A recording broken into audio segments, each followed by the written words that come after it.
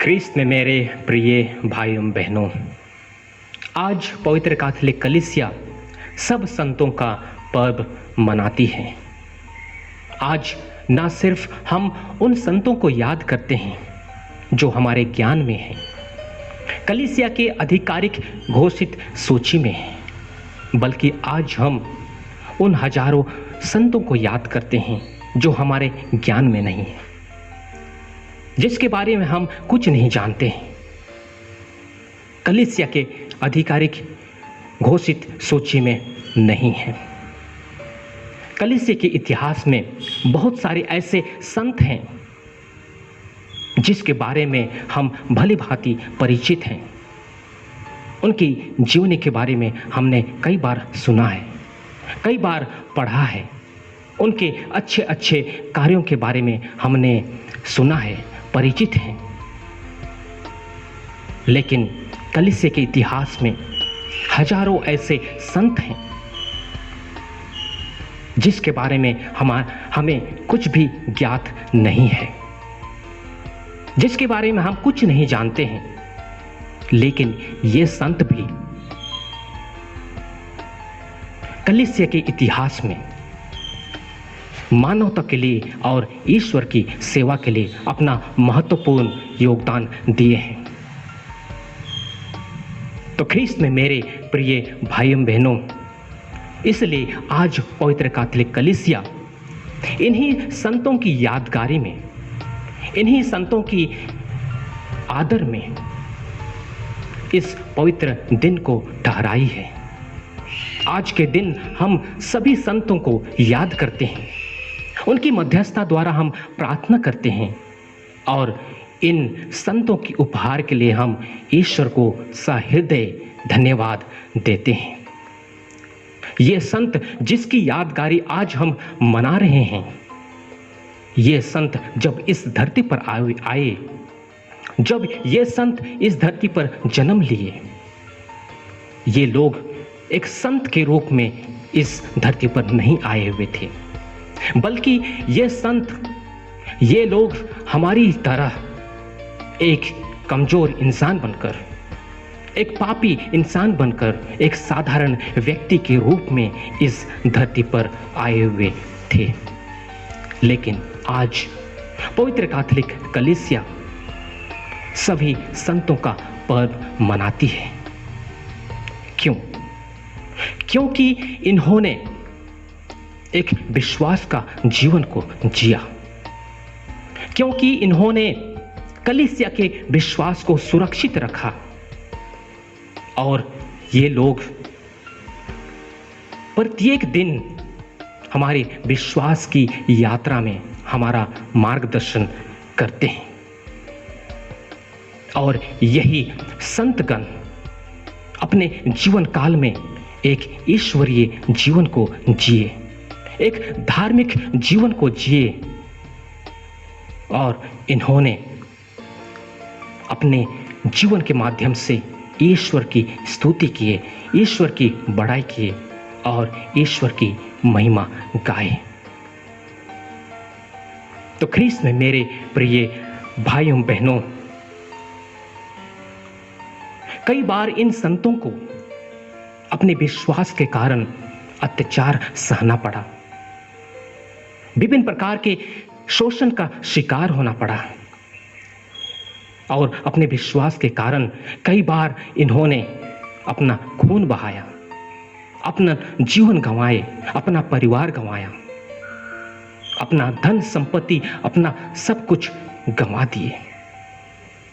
इतना होने के बावजूद भी, इन मुसीबतें होने के बावजूद भी, यह समस्या होने के बावजूद भी इन्होंने कभी भी अपने विश्वास को नहीं त्यागा। उन्होंने कभी भी ईश्वर के राह से नहीं भटके, बल्कि जब जब इनके जीवन में मुसीबतें आई, समस्या आई, शोषण हुआ, अत्याचार हुआ, उन्होंने और मजबूती से ईश्वर की राहों पर चलने के लिए उन्होंने दृढ़ संकल्प लिया। उन्होंने ईश्वर के वचन को और गहराई से जानने की इच्छा रखी उनके अनुसार उन्होंने अपना जीवन को यापन किया। इसलिए ख्रिस्त में मेरे प्रिय भाइयों बहनों, ईश्वर इन्हें स्वर्ग राज का ताज प्रदान किया है। तो ख्रिस्त में मेरे प्रिय भाइयों बहनों, आज हम सभी एक संत बनने के लिए यहाँ पर बुलाए गए हैं। इस धरती पर एक संत बनने के लिए हम सबों को एक अवसर प्रदान किया गया है। ईश्वर हमें इस धरती पर एक विशेष उद्देश्य देकर भेजा है और वह उद्देश्य है संत बनना।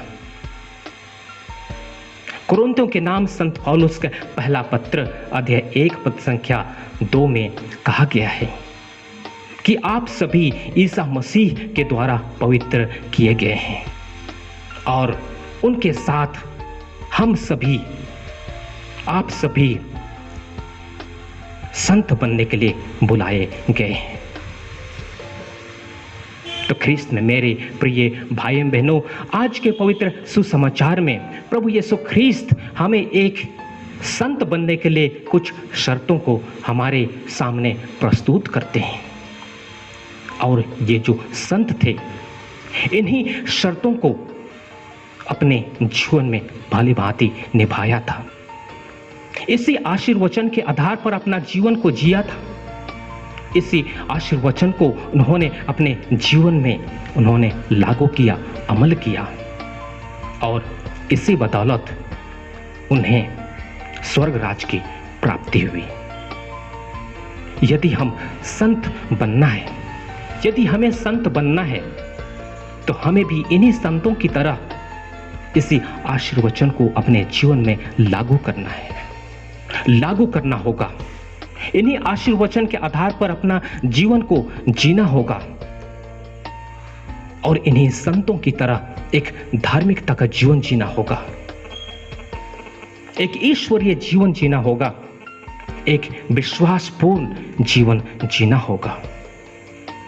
और जिस तरह यह संतगण मानवता की सेवा के लिए और ईश्वर की सेवा के लिए अपना संपूर्ण जीवन को न्यौछावर कर दिए, उसी प्रकार हमें भी ईश्वर की सेवा में और लोगों की सेवा में अपना जीवन को समर्पित करना होगा। यदि हम इस कार्य में सफल होते हैं तो हमें भी संत की उपाधि प्राप्त होगी। तो ख्रिस्त में मेरे प्रिय भाइयों बहनों, आज के इस सुंदर दिन में आइए हम ईश्वर को धन्यवाद दें, क्योंकि ईश्वर हमें बहुत सारे हजारों संत दिए हैं जो हमारे लिए एक उदाहरण के तौर पर काम करते हैं, जो हमारे जीवन के आदर्श हैं। तो चलिए आज हम इस सुंदर दिन में उन्हीं संतों की मध्यस्थता द्वारा हम ईश्वर से प्रार्थना करें कि ईश्वर हमें अपनी आशीष कृपा से परिपूर्ण कर दे।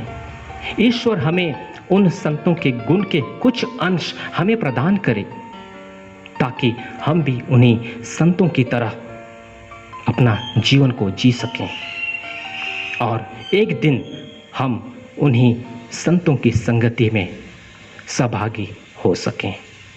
आमीन।